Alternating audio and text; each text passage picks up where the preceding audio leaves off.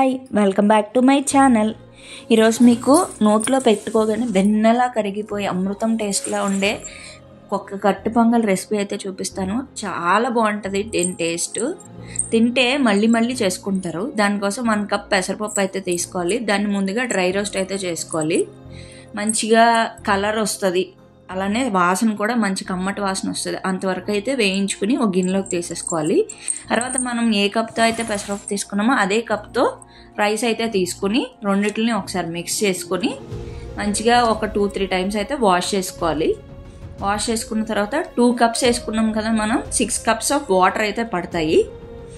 ఇది కొంచెం ముద్దగా ఉంటేనే బాగుంటుంది పొడి పొడిలాడే దానికన్నా. 6 కప్స్ వాటర్ అయితే వేసుకొని 1 స్పూన్ నెయ్యి, అలానే కొంచెం సాల్ట్ వేసుకొని కుక్కర్ అయితే పెట్టేసుకోండి. మనకి ఒక 4 విజిల్స్ వస్తే కొంచెం ముద్దగా అవుతుంది. తర్వాత తాలింపు కోసం 1 స్పూన్ నెయ్యి వేసుకొని, నెయ్యి కరిగిన తర్వాత అందులో మిరియాలు, అల్లము, పచ్చిమిర్చి ఈ 2 కూడా వేసుకుని తర్వాత 1 స్పూన్ జీలకర్ర, ఎండుమిర్చి ఇవి మంచిగా వేగుతుండగా 1 స్పూన్ జీడిపప్పు కూడా వేసుకోండి. టేస్ట్ చాలా బాగుంటుంది.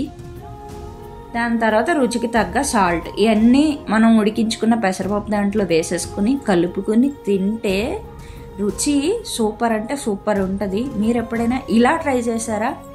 మీకు ఎలా వచ్చింది అనేది కామెంట్ చేయండి. ట్రై చేయకపోతే ఇలా ట్రై చేయండి. Thank you for watching. Bye bye.